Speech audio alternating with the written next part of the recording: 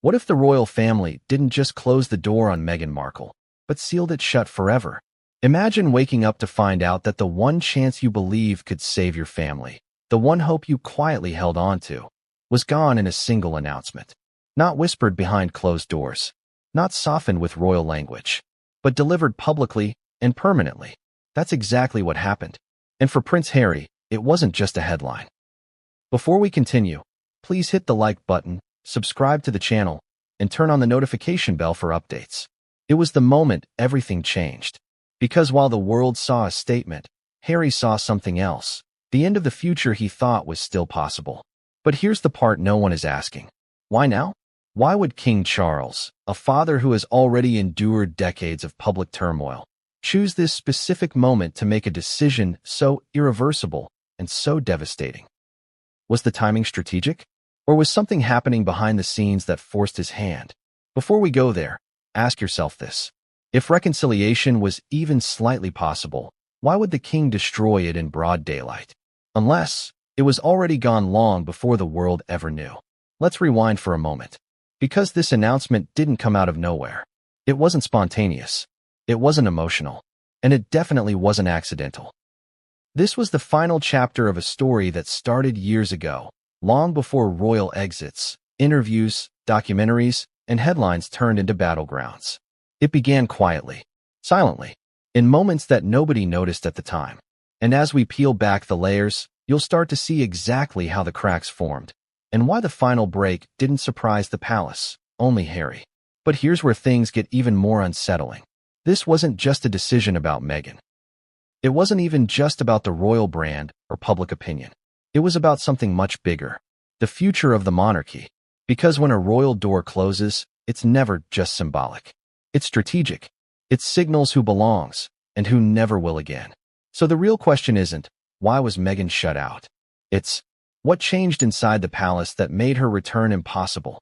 And more importantly, who pushed for this? Because make no mistake, King Charles did not make this call alone. There were voices behind it, strong ones, some expected, some very unexpected, and one in particular, whose influence will shock you later in this story. But before we get there, let's look at something almost everyone missed. Harry never believed the door was permanently closed. Not even after the interviews. Not even after the memoir. Not even after the world declared the rift unfixable. Privately, he still thought time would soften things. That eventually, someone would reach out. That eventually, forgiveness would win over protocol. That eventually, he could bring Meghan back into the fold. Not as the future queen, not as a senior royal with overwhelming duties, but as a member of the family, accepted and part of something bigger than the headlines. But that's not what happened. Instead, the opposite did. The message from King Charles wasn't just a boundary. It was a line in stone. A public declaration that Meghan Markle would never again be welcomed into the working royal family. Not temporarily, not conditionally, not even symbolically. A decision with no expiration date. And Harry wasn't prepared for that. Because while the world moved on, he hadn't. But here's where everything becomes even more complicated. The announcement was public, but the reason wasn't. The real trigger didn't appear in the statement. No press release mentioned it. No royal source explained it. But someone inside the palace leaked one detail, and it changed the entire tone of the story. It suggested that this wasn't just about reputation. It wasn't about punishing Meghan. It wasn't about old resentments. It was about something the palace believed they had to protect. Something that couldn't be risked again. So now the question becomes, what did Meghan represent that made the royal family decide they could not, and would not, reopen that door? Was it fear? Was it control? Or was it the possibility that history could repeat itself in a way the monarchy couldn't survive? Because the last time a royal bride disrupted the system, the consequences lasted decades. And the firm never forgets its scars. But this time, something was different. This time, the decision wasn't silent. It wasn't private. It wasn't softened. It was deliberate, public, final. Almost like the royal family wanted the world, and Harry, to hear it loudly. So what pushed them to that point? What changed behind the scenes? And why now, after years of tension, did the palace choose to end the conversation permanently? We're just getting started. Because the announcement itself wasn't the real shock. It was what followed. And here's the part almost no one noticed at first. The wording of the king's announcement wasn't accidental. It wasn't soft. It wasn't vague. It wasn't phrased in the usual royal style that leaves room for interpretation. It was direct, final, unmistakable. There was no suggestion of "for now," no hint of pending future discussions, no language that implied things might change with time, healing, or distance. Instead, the message was clear. There would be no return. Not next year. Not in 10 years. Not ever. So now ask yourself this. What pushes a family, especially a royal one, to slam a door instead of simply leaving it closed? Because silence is easy. Silence allows for possibility. Silence keeps options open. But a public severing? That means someone behind the scenes believed leaving that door cracked open was too risky. And that changes everything. Now, think about the timing. Why would the palace choose this moment? A moment when the monarchy is already under pressure, dealing with health concerns, transitioning leadership, and maintaining global stability, to take a step guaranteed to ignite headlines. Was it coincidence? Or was something coming that would have made silence impossible? Because insiders didn't describe this as a reaction. They described it as preparation. Preparation for what? We'll get there. But first, let's focus on Harry, because this moment didn't land the same way for him as it did for the world. From the outside, people assumed Harry had already accepted the separation, that he was building a new life, a new identity, a new purpose far from the traditions he left behind. But privately, Harry still believed there was space for two truths. That he could create a life in California, and still someday reconnect with the family he was born into. Not as a working royal, not as a full-time institution member, but as a son, a brother, a part of something familiar. That quiet belief never completely disappeared, even when the headlines did, which is why the announcement didn't just feel like closure. It felt like betrayal, not because the decision was new, but because the confirmation was public. There's a difference between knowing a door is hard to open and hearing the lock click from the other side. So what changed? Why did the palace feel the need to make it official? And why deliver the message knowing it would detonate whatever hope Harry still had? To understand that, we have to look at how the royal machine operates. The royal family rarely makes emotional decisions. They make strategic ones. Nothing goes public without purpose. No statement is released without layers of approval. If it reaches the world, it was intended to. So that means this announcement wasn't spontaneous. It wasn't reactive. It wasn't triggered by a single headline. It was part of something larger, something that had been building behind the scenes long before the public ever heard a word. And here's where the story gets even more complicated. Some insiders say the decision wasn't just about Meghan's past actions. It was about what the palace believed could happen in the future, a risk they no longer wanted to take, a pattern they feared repeating, and a boundary they believed was necessary, not just for optics, but for survival. That word changes the entire narrative. Survival. Because suddenly, this isn't just about personalities. It's about the monarchy as an institution.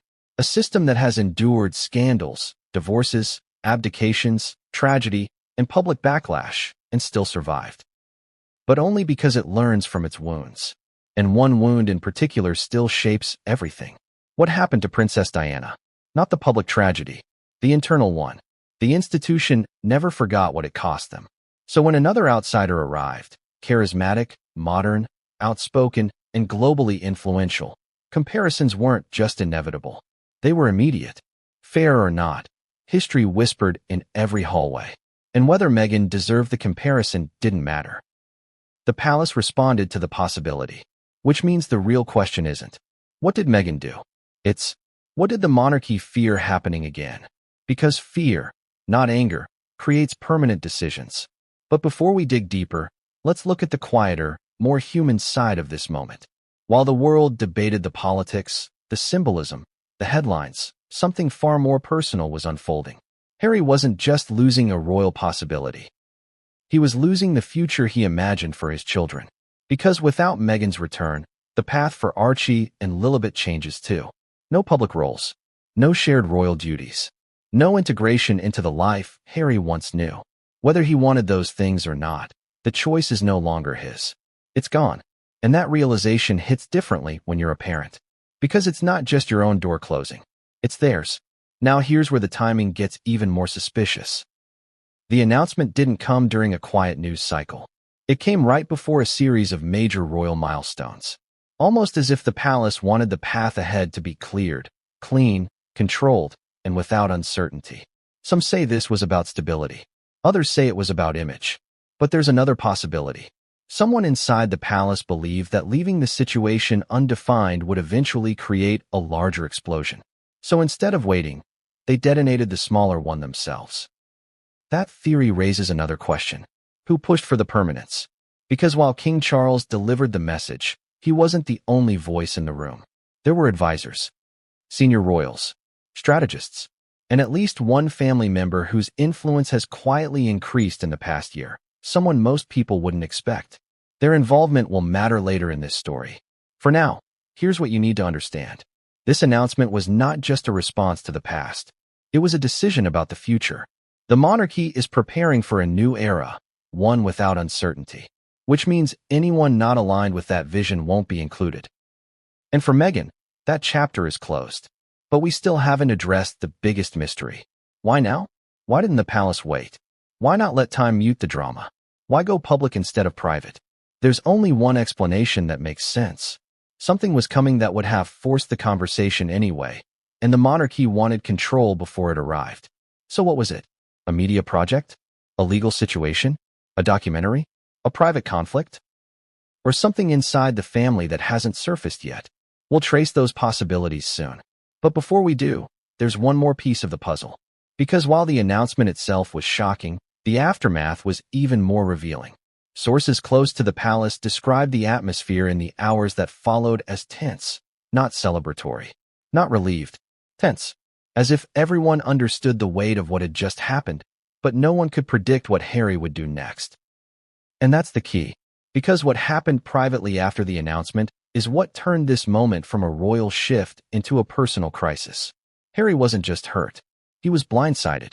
He believed, truly believed, there was still time, still space, still room for a different ending.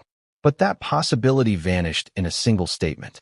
And what Harry did in response would set off a chain of events that no one, not even the king, was prepared for. Because a decision this final doesn't just close one chapter. It opens another. One that will take this story somewhere unexpected. It didn't start with a headline. It didn't start with an interview or a documentary or a royal exit. It started much earlier, in moments so small that nobody recognized them as the beginning of a fracture. But looking back, everything makes sense. Because long before the world saw the tension, the palace felt it. So here's the question almost no one asks. Was the royal breakup inevitable from the very beginning? Or was there a moment, a single turning point, when things still could have gone differently? To answer that, we have to rewind. Not to the wedding, not to the engagement, but to the very first days Meghan entered the royal world, when curiosity was high, excitement was real, and every camera in the world was waiting for the next fairy tale chapter. People forget now, but in the beginning, the palace wasn't worried. If anything, they were hopeful. A fresh face, a global profile, a modern voice in a centuries-old system. This wasn't a threat, it was potential. But potential works both ways. It can transform, or it can disrupt. And nobody knew which direction this story would take. What they did know was this. The monarchy doesn't adapt quickly, and Meghan didn't enter quietly. That contrast was the first spark. Not dramatic, not explosive, just noticeable. In the way a storm begins before anyone hears thunder. For example, early on, staff inside the palace described Meghan as charismatic, confident, and direct. Qualities that work beautifully in Hollywood, activism, and public life.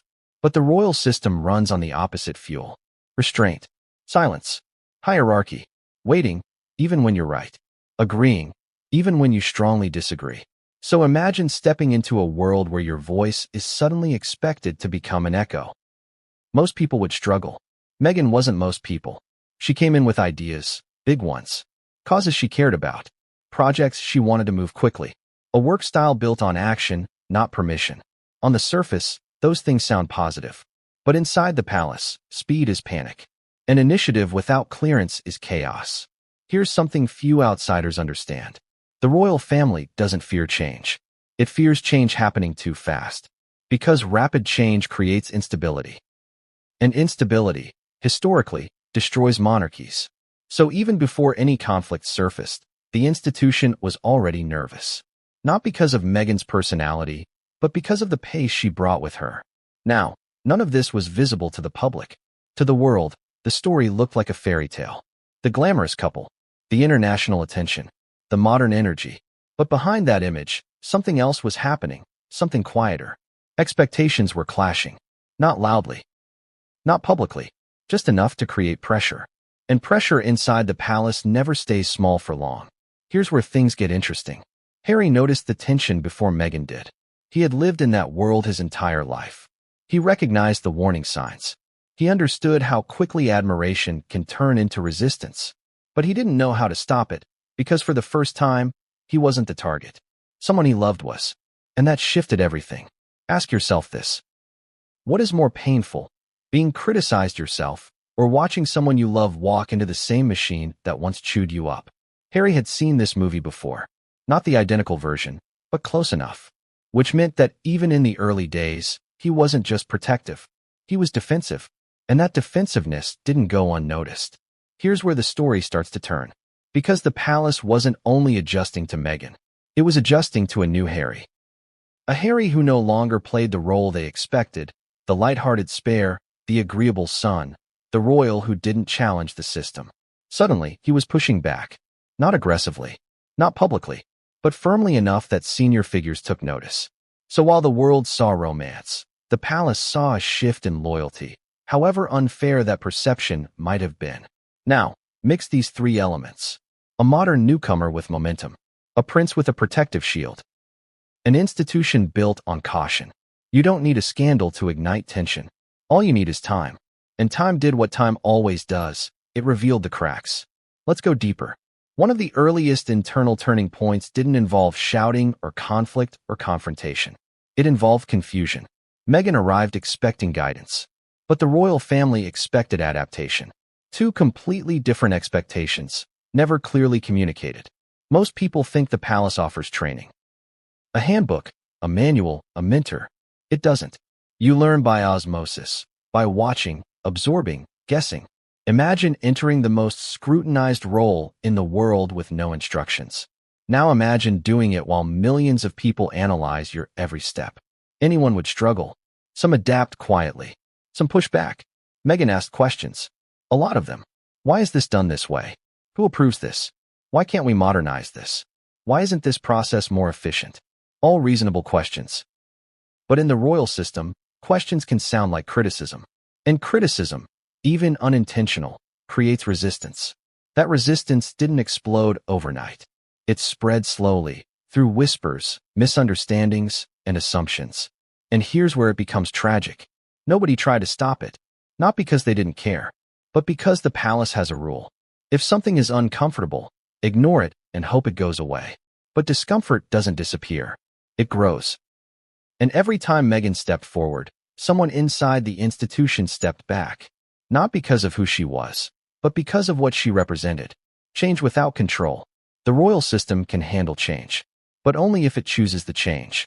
And Meghan wasn't chosen, she arrived. That difference mattered more than anyone realized at the time.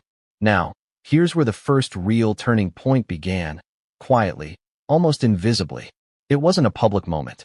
It wasn't filmed. There were no cameras and no statements. It was a simple realization inside the palace. Meghan wasn't going to fit into the system. The system would have to fit around her, and that was never going to happen. Still, at this stage, nothing was broken. There was discomfort, yes. Adjustment issues, absolutely. But no irreversible damage. The story still could have changed direction. But then something happened that shifted the tension from internal to external. And once that line was crossed, there was no going back.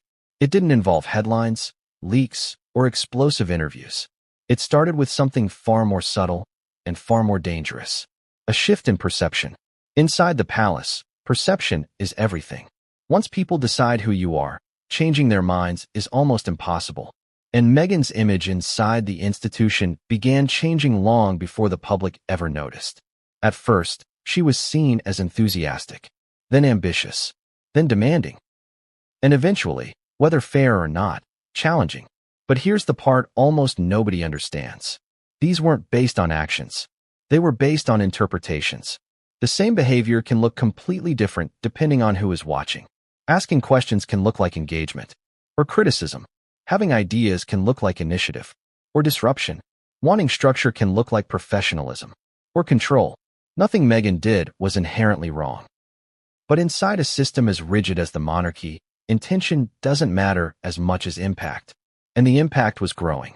Not publicly, not yet. But internally, something was changing. Staff were becoming cautious. Senior figures were becoming wary. And Harry was becoming frustrated. Because he could see what was happening. He had lived through this before, not with a wife, but with his mother. He knew how quickly the palace can go from warmth to withdrawal. He knew how silence becomes resistance. He knew what it means when people stop helping and start watching.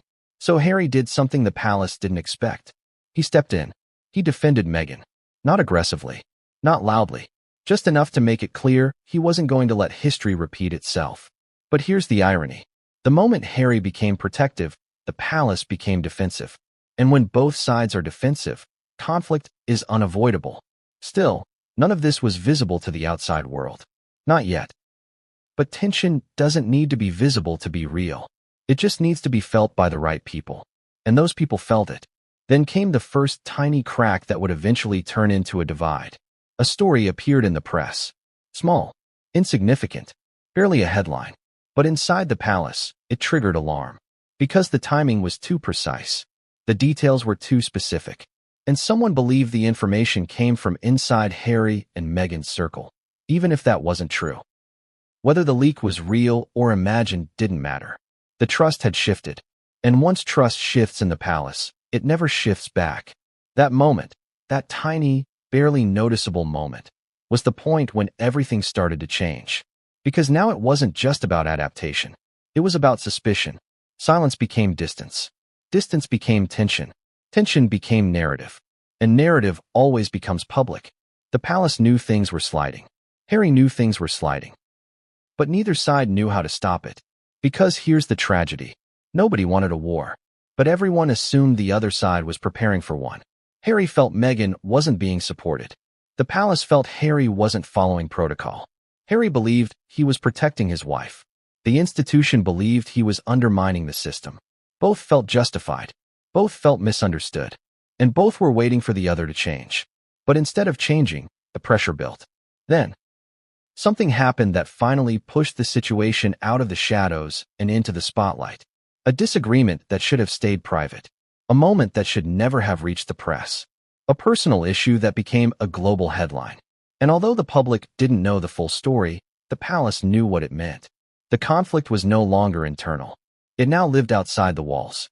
And once the press enters a royal problem, the outcome is no longer controlled by the people involved. It's controlled by the world. From that point on, nothing was the same. Support became caution.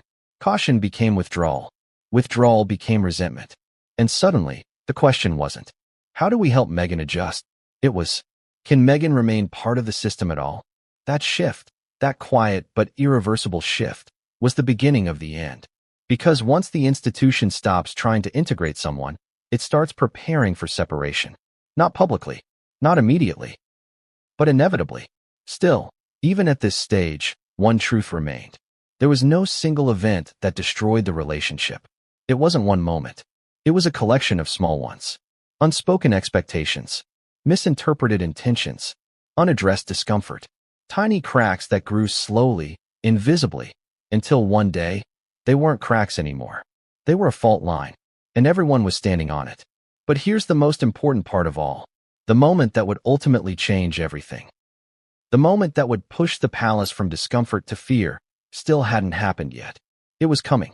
And when it did, there would be no way back. Within the palace, advisors began compiling detailed assessments. Every interaction Meghan had, every initiative she undertook, every public appearance, documented. Not to punish, not to shame, but to evaluate, to understand risk, to anticipate outcomes. Because in the monarchy, small actions can have enormous consequences. And nothing is left to chance. Senior royals, too, were observing. They weren't making judgments based on gossip or emotion. They were considering precedent, the institution's reputation, and the possible long-term effects on succession and influence. This wasn't personal, it was structural. And once the perception shifted internally from curiosity to concern, the trajectory became almost impossible to reverse. Harry understood some of this. He knew the palace had its methods. He recognized patterns, subtle manipulations of protocol, and the careful shaping of narratives. But the scope, the scale, the meticulous attention to perceived risk, he could only see fragments. Meanwhile, Meghan continued to act with intention and purpose. She had causes to champion, projects to lead, and an understanding that her platform could create change. She navigated media scrutiny with poise, public appearances with professionalism, and philanthropic initiatives with dedication. Yet internally, her assertiveness, independence, and refusal to entirely conform to the centuries-old norms were interpreted differently.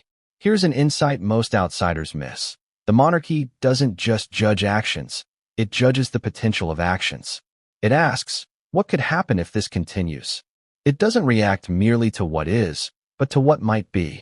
And Meghan's potential influence, amplified by Harry's loyalty, was considered a variable too unpredictable for comfort.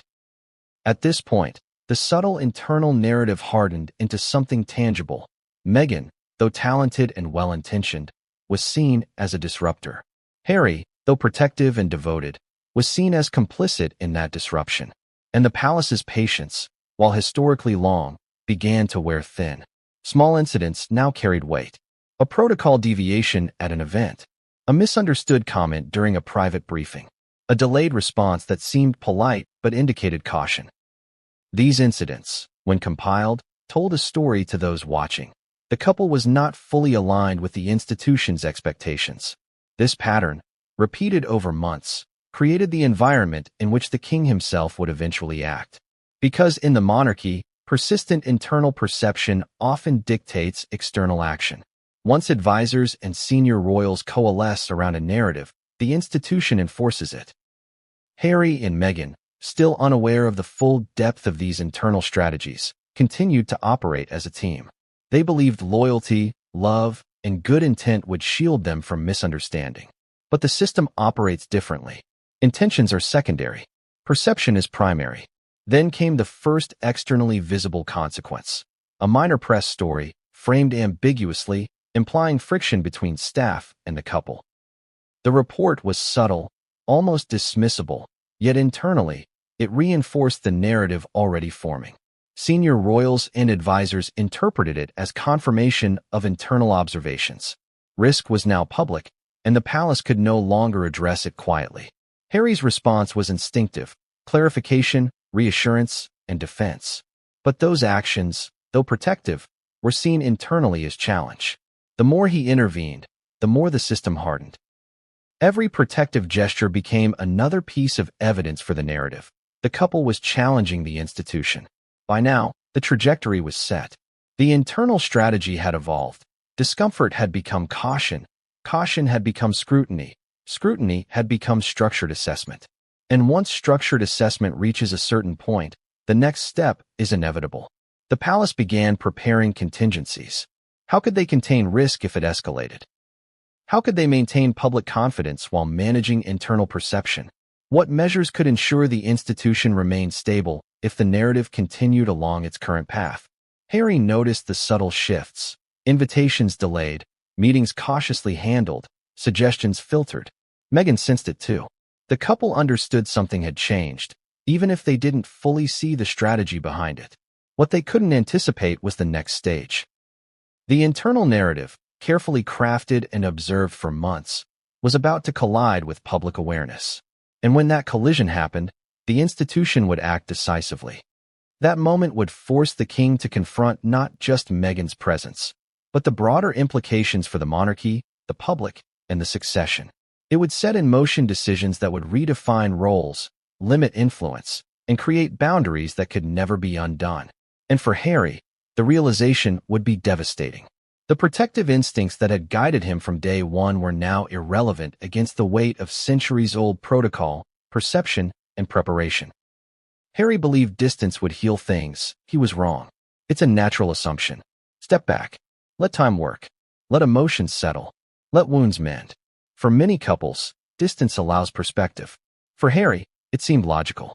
He thought if he gave space, the tension would dissipate, misunderstandings would fade, and eventually, the family would come together again. But he underestimated the machinery of the monarchy.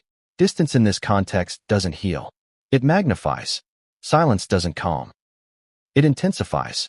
And absence doesn't resolve conflict. It provides time for assumptions, interpretations, and internal narratives to solidify. Harry and Meghan's separation from the inner workings of the palace created a vacuum.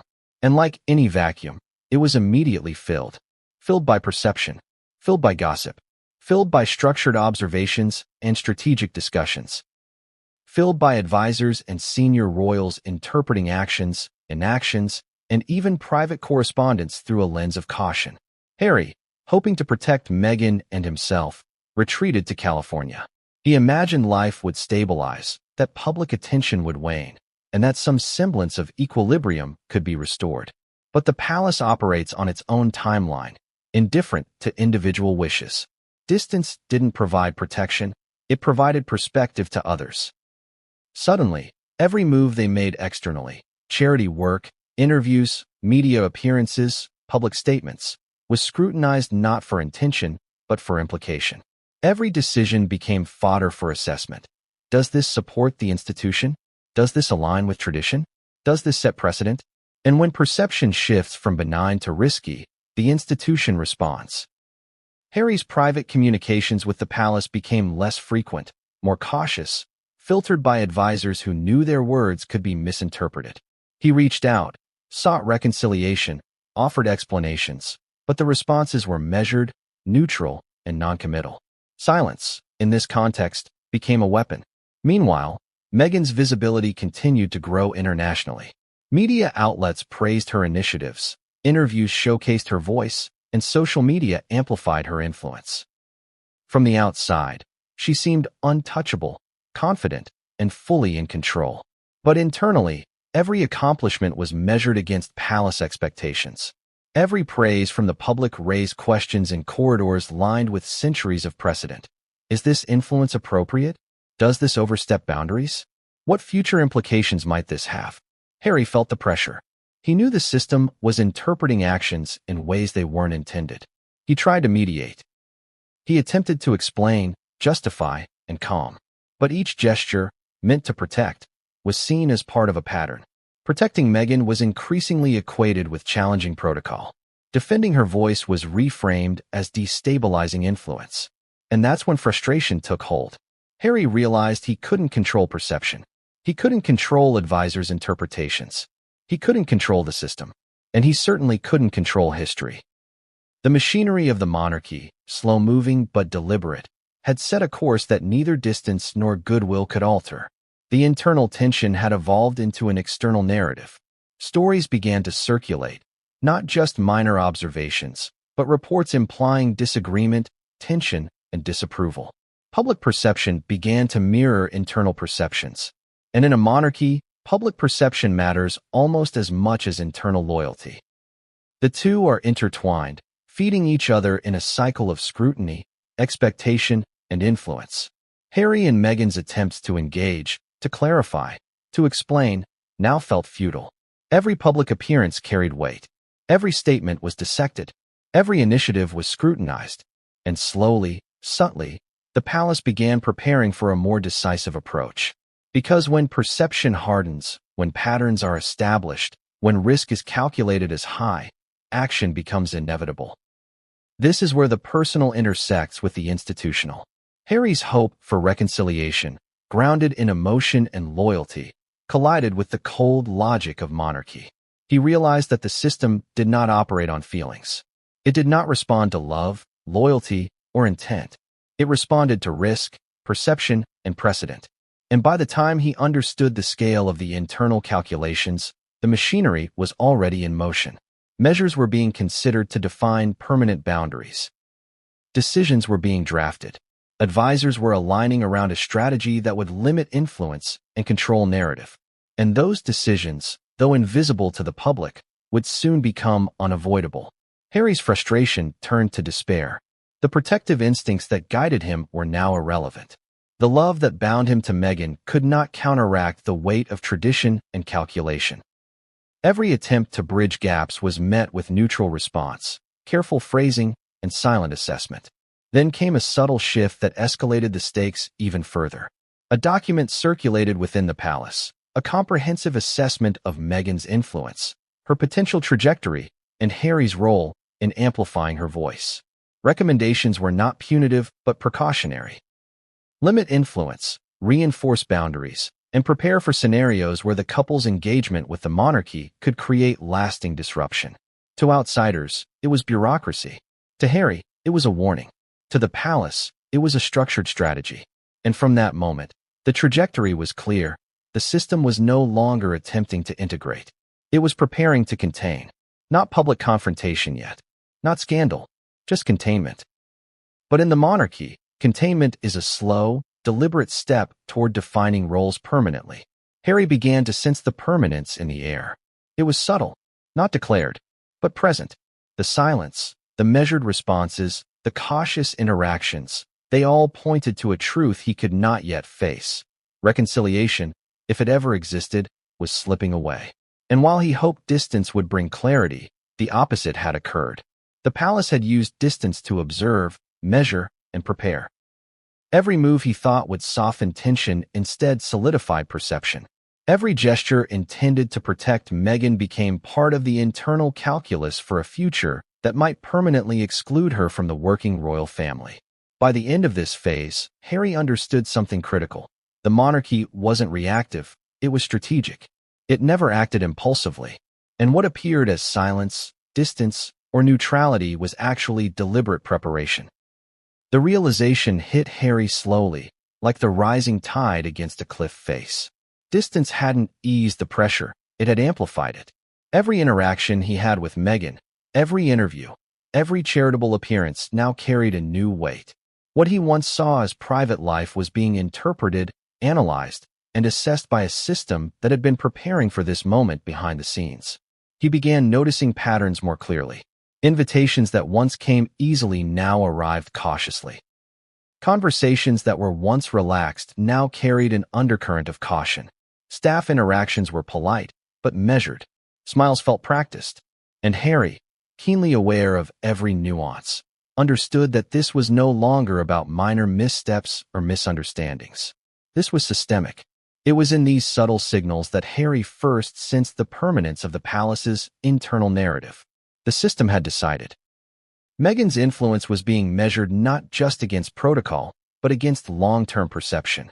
And every defensive act Harry took only reinforced the narrative that the palace had begun constructing, that the couple, despite their intentions, was a variable that could not be fully controlled. Meanwhile, Meghan continued to operate with professionalism, confidence, and poise.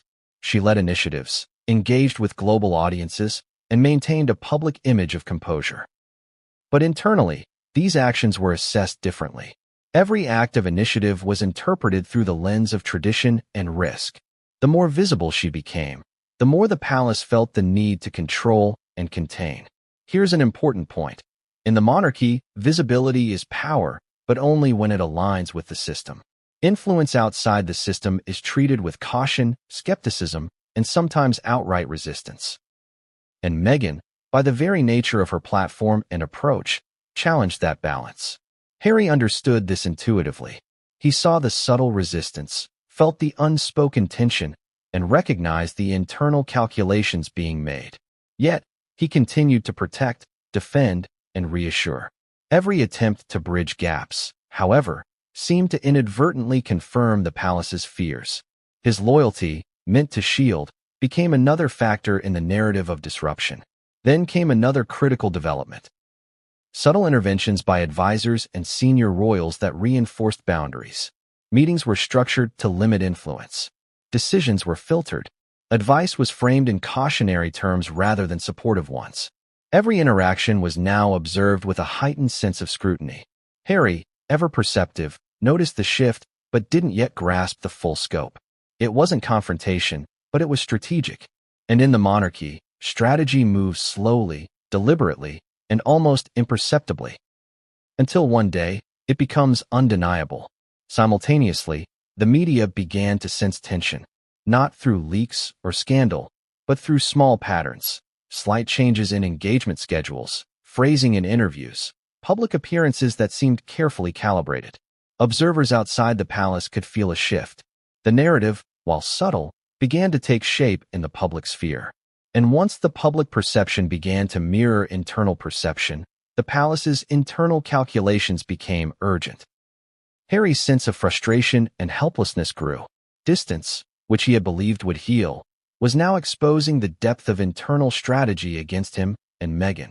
He realized that reconciliation would not be possible without confronting not just the perceptions, but the calculated narratives that had been building for months. This was the turning point. The protective instincts that had guided Harry through years of scrutiny were now ineffective. The palace's system, designed to endure and respond strategically, had established boundaries that no amount of loyalty, love, or intent could overcome. And the implications were profound. This wasn't just about Meghan's influence or Harry's actions. This was about the monarchy's willingness to enforce permanent boundaries.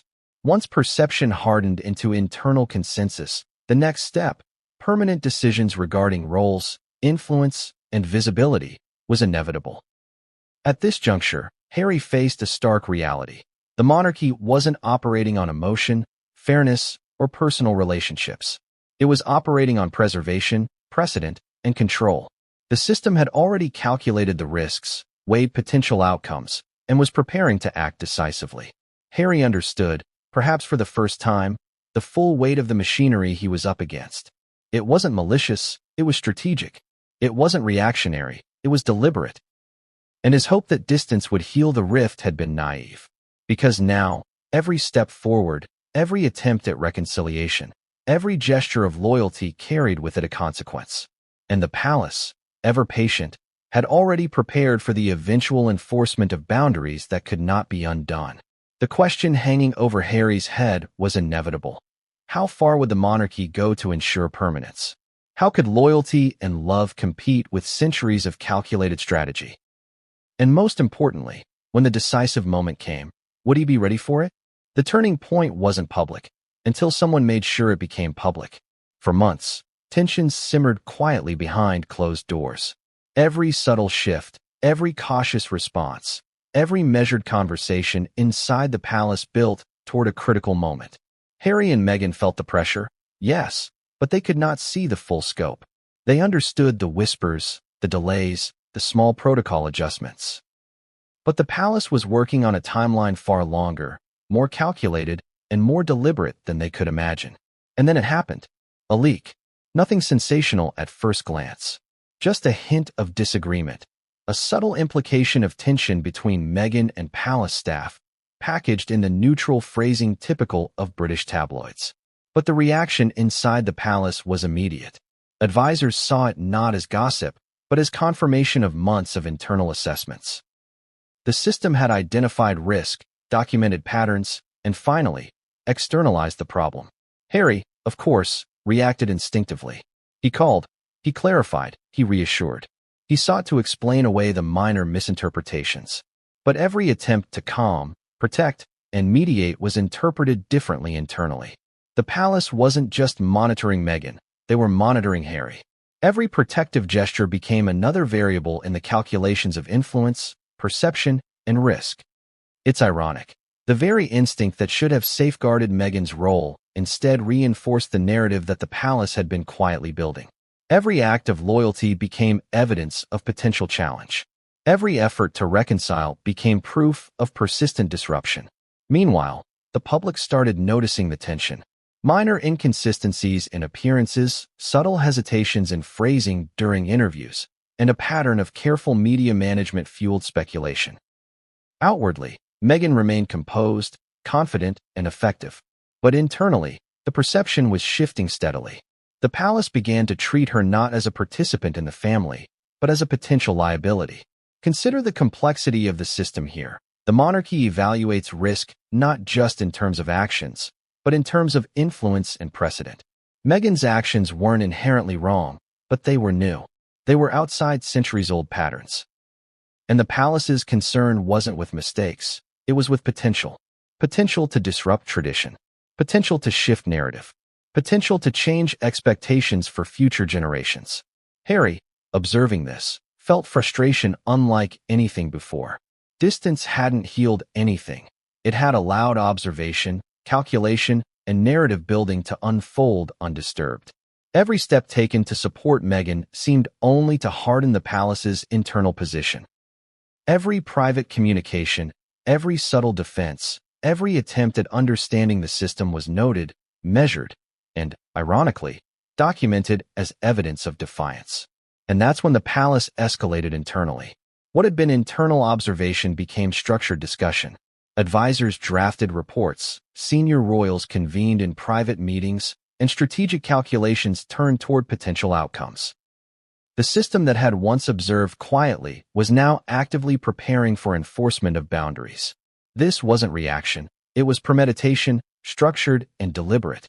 Meanwhile, Harry and Meghan remained largely unaware. They felt tension but assumed, as most people would, that time would heal the fractures. They hoped reconciliation might still be possible. Harry, especially, believed that with careful communication and respectful intervention, the system could be navigated. But he underestimated the scale of preparation happening behind the scenes. The critical turning point, the event that forced the palace to shift from observation to strategy, was subtle but decisive. It wasn't a confrontation. It wasn't a public meltdown. It was a carefully monitored incident, documented internally, that confirmed the palace's growing assessment. Influence, loyalty, and intent were not enough to guarantee alignment with the institution. The advisors' recommendations were clear. Contain influence, define boundaries, and prepare for scenarios where engagement might be limited indefinitely. Permanence was now on the table, not as punishment, not as revenge, but as a calculated measure of risk mitigation. Harry, by now, sensed something significant had shifted. The protective instincts that guided him were no longer sufficient. Every act, every effort, was being reframed. Loyalty was now conflated with challenge. Support was interpreted as potential disruption. And the longer distance allowed the palace to document, observe, and assess, the stronger the narrative became. At the same time, Meghan's public profile continued to grow. She engaged with global media, led charitable initiatives, and represented causes with precision and care. But every positive act externally reinforced the palace's internal assessments. Visibility, once a strength, became a variable to be measured. Influence, once a tool, became a factor in risk evaluation. And then the subtle escalation occurred. Internal discussions moved from preparation to action planning. Contingencies were drafted. Potential communication strategies were outlined. Scenarios for limiting visibility, defining permanent boundaries, and managing public perception were debated. What was once a gentle observation became a structured plan. Harry recognized the seriousness of the shift, but not the full extent. He could see friction, tension, and cautious distancing. He could feel the growing complexity. But the strategic premeditation, the internal planning, the coordinated assessment, the invisible trajectory toward permanence, remained largely hidden. That's the paradox of the palace. It operates quietly until the moment action is unavoidable. Observations accumulate. Patterns solidify. Narratives harden. And once that threshold is crossed, decisions, no matter how dramatic they appear externally, are simply the culmination of long-term calculation. By the end of this phase, it was clear the palace had moved from reactive observation to proactive management. They weren't angry. They weren't punitive. They were strategic. And Harry, despite his protective instincts, was now facing a reality that no love, loyalty, or personal effort could easily alter. The moment of collision arrived slowly, almost imperceptibly, but its effects were immediate and undeniable. Inside the palace, discussions shifted from theoretical planning to practical application. Advisors reviewed scenarios, how to maintain stability, manage public perception, and enforce boundaries without creating scandal. The tension that had existed quietly for months was now transitioning into a strategy with clear objectives. This wasn't about emotion or retaliation. It was about preservation of the institution, the legacy, and the hierarchy. Harry and Meghan, meanwhile, continued their work externally, unaware of the full scope of internal strategy. Public appearances, charitable initiatives, and media engagements were meant to promote causes, not provoke conflict. But in the context of the monarchy's calculations, visibility itself was a variable to be assessed. Each move became data. Each gesture was recorded, analyzed, and interpreted. And every act of influence further reinforced the palace's cautious narrative. The couple was operating outside the established system. The irony was stark. Harry believed that distance and discretion could protect Meghan. He thought that private negotiations and measured communication would resolve misunderstandings. But the palace doesn't operate on good faith or intention. It operates on pattern, precedent, and risk assessment. And by now, the pattern was clear. This couple, however well-intentioned, challenged the structure. A subtle but critical development occurred in a series of internal memos. Advisors recommended measures to define boundaries more clearly, not as punishment, but as risk mitigation. They suggested clarifying Meghan's role, or lack thereof, in senior royal duties. They proposed limiting public engagements that might blur the lines of influence. And crucially, they outlined contingencies for permanent exclusion should patterns continue. Harry, when briefed indirectly, sensed the gravity. He understood that what he had perceived as minor friction was now being formalized into strategic planning. Loyalty, devotion, and effort could not counter systemic perception. Every protective gesture he made only confirmed, in the eyes of the institution, the need for containment. The palace's approach was deliberate. Publicly, nothing had changed. Meghan appeared as poised and engaged as ever. Internally, however, a subtle transformation had occurred. Observations became documentation, documentation became analysis, and analysis became structured recommendations. The machinery of strategy was operating quietly, efficiently, and inexorably. Meanwhile, minor external signs began to surface. Observers noticed discrepancies in scheduling, phrasing, and public interaction. Small inconsistencies became stories. Stories fueled speculation. And speculation, in turn, reinforced the internal narrative. The system that had been quietly observing was now engaging indirectly with public perception, preparing for a moment when direct action would become necessary. Harry felt the pressure mounting. His attempts to protect Meghan, to mediate misunderstandings, and to clarify intentions were increasingly futile. Every act of loyalty, once a shield, now contributed to the palace's risk assessment. What he believed to be love and support was being reframed as potential disruption. And with each day, the calculation toward permanent boundaries advanced. Then came another escalation, a subtle, indirect intervention. Senior royals, while maintaining outward civility, began influencing decisions behind the scenes. Meetings, invitations, and responsibilities were filtered in ways that reinforced caution and limited visibility. These weren't overt actions. They were strategic nudges. But in a system built on hierarchy and protocol, even subtle nudges carry enormous weight. Harry began to sense the inevitability of what was coming. Distance, which he had believed would allow for healing, had instead permitted observation, assessment, and preparation. Every minor leak, every cautious interaction, and every subtle protocol adjustment had contributed to a hardened internal perception. The couple's integration into the monarchy was no longer being actively facilitated. And that was the turning point. The palace had transitioned from observation to active preparation. Contingencies were drafted. Boundaries were defined. The possibility of permanent exclusion was no longer theoretical. It was becoming reality. And Harry, despite all his hopes and protective instincts, was now facing the truth. Reconciliation, if it ever existed, was slipping beyond reach. The final piece of the puzzle came with communication from advisors, clarity about what was expected, what was permitted, and what would be restricted. Harry realized that the system he had trusted to be flexible, patient, and responsive had already made its calculations. The palace wasn't reacting emotionally.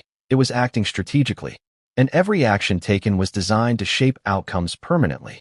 From this point onward, the trajectory was fixed. Actions, responses, and public appearances would all be interpreted through the lens of containment. Influence would be limited. Visibility would be controlled. and any attempt to circumvent these boundaries would reinforce the narrative that had already been established. Harry's hope for reconciliation was now confronted with institutional inevitability.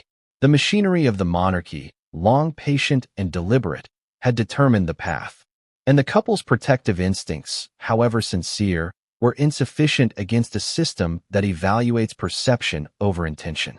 And yet, as the palace prepared to formalize boundaries, a final variable remained. Public reaction, media speculation, fan support, and international interest would all play a role in how the announcement would be received. The palace understood that perception outside the walls could influence internal decisions. Every leak, every story, every article became part of the calculus. And so, as the strategic planning reached its final stages, the stage was set for a public declaration. One that would not only define Meghan's future, but also reshape Harry's understanding of the institution, his family, and his role within it. The collision between private preparation and public perception was imminent, and when it arrived, there would be no room for nuance, no possibility of negotiation, and no escape from the boundaries that the palace had meticulously prepared. A private decision became a global headline in seconds. For months, the palace had observed, calculated, and strategized. Every interaction, every initiative, every public appearance by Meghan and Harry had been assessed, analyzed, and weighed against centuries of precedent. The system had shifted from cautious observation to deliberate preparation. The next step was inevitable, a public declaration that would define boundaries, enforce roles, and make permanence undeniable. The announcement itself was crafted meticulously. Every word was chosen for precision. There would be no ambiguity, no softness, no room for interpretation. It was a statement designed to do one thing: communicate permanence. Meghan Markle would never return to a working role in the royal family. The door wasn't just closed, it was sealed. The public saw the headline. The world reacted with shock, fascination, and outrage. Social media erupted. News outlets debated the implications. The story dominated headlines across continents. Everyone had an opinion, everyone had a theory, and everyone assumed they understood the full story. But Harry and Meghan saw something different. They saw the weight of centuries behind a single statement. They saw the culmination of months of observation, assessment, and preparation manifest in a few carefully selected sentences. And they understood, instinctively, that this was more than a headline. It was an institutional decision that could not be reversed. Harry's reaction was immediate and visceral. He felt the shock, the betrayal, and the helplessness all at once. For years, he had believed that reconciliation was possible. He had hoped that distance, patience, and diplomacy might allow the rift to heal. But this announcement shattered that hope in an instant. It wasn't a negotiation. It wasn't a temporary boundary. It was definitive, public, and permanent. Inside the palace, the reaction was more measured. Advisors and senior royals understood the necessity. They had observed patterns. They had documented behaviors. They had calculated risk. And now, the decision was being enforced. It wasn't personal. It wasn't about punishment. It was about preservation, the preservation of structure, legacy, and perception. Here's a critical insight. The monarchy doesn't act hastily. Decisions of this magnitude are never made impulsively. They are the product of observation, consultation, and strategic calculation. By the time the public saw the statement, the trajectory had been determined months, even years in advance. What appeared sudden was, in fact, the culmination of careful planning. For Harry, however, the calculus was irrelevant. The human element overwhelmed the strategic rationale. His love for Meghan, his loyalty to his family, and his hope for reconciliation all collided with the institutional reality. He understood the logic, but he could not escape the emotional impact. This was not just a professional boundary, it was a personal rupture. The statement itself was precise. It acknowledged her past contributions, but it framed her future as permanently outside the working family. Titles, duties, and responsibilities were explicitly delineated. There was no ambiguity, no suggestion of return, no conditional language. The message was clear, deliberate, and unyielding. Public reaction varied. Supporters of the couple expressed outrage, sympathy, and disbelief. Critics of the monarchy debated the fairness of the decision. Pundits speculated on underlying reasons, historical precedents, and the potential implications for the future of the institution. Yet amidst the global discourse, few understood the internal calculations that had led to this moment. Few grasped the subtle strategies, the meticulous assessments, and the deliberate preparation that preceded the announcement. Harry, confronted with the reality of permanence, faced an immediate dilemma: how to respond publicly, how to manage the fallout privately, and how to protect Meghan from both external criticism and internal scrutiny. Every decision now carried immense weight. Every action could reinforce or undermine the narrative the palace had constructed. The complexity of the situation was staggering. Harry realized that no matter what he said, no matter what he did, the internal mechanisms of the monarchy had already set a course. The announcement had transformed from a communication into an institutional boundary, one that could not be negotiated, reversed, or softened. Meanwhile, Meghan had to navigate the dual reality of public scrutiny and private limitation. She remained poised and professional in public, but privately, the impact was profound. She understood that her influence within the institution was now permanently curtailed. Her role, previously defined by opportunity and participation, was now limited, restricted, and largely symbolic. The palace, in turn, monitored both reaction and adaptation. Advisors documented responses. Senior royals observed demeanor. Staff adjusted protocol. And the institution began preparing for the long-term implications of this permanent boundary. Every future decision would now be interpreted through the lens of this announcement. Every engagement, every initiative, every statement would be filtered through a framework designed to contain influence and enforce separation. This is where Harry's emotional turmoil intensified. The realization that reconciliation was no longer possible collided with the practical realities of the monarchy. He understood the necessity from an institutional perspective, but emotionally, it was devastating. This was the moment when hope, however cautious, was extinguished. The announcement also triggered immediate strategic shifts. Public appearances were reconsidered. Engagements were filtered. Communications were tightly managed. And every interaction with media, staff, and advisors was now under heightened scrutiny. The palace had moved from preparation to execution, and the execution was deliberate, visible, and irreversible. Harry recognized the implications not only for himself and Meghan, but for their children. The announcement framed the family's future roles, visibility, and influence in ways that were permanent. Titles, duties, and responsibilities were redefined. Public expectations were recalibrated, and the couple's position within the institution was formally limited. The weight of centuries bore down on this single statement.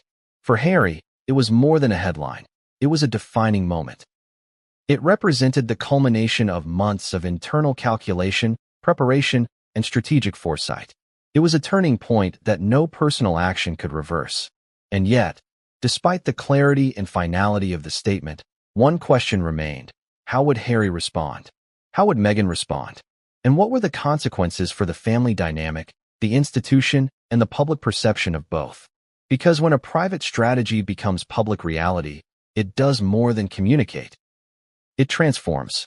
It defines roles, enforces boundaries, and reshapes expectations. And the palace, having meticulously prepared for this moment, had anticipated both internal and external reactions. But no preparation could fully account for the human element, the emotions, the loyalties, and the personal stakes that Harry and Meghan carried. And that human element would soon collide with the institutional reality in ways that were inevitable, unavoidable, and profoundly impactful. Once the announcement hit the press, the world reacted, but inside the palace, the implications were far deeper. Senior royals convened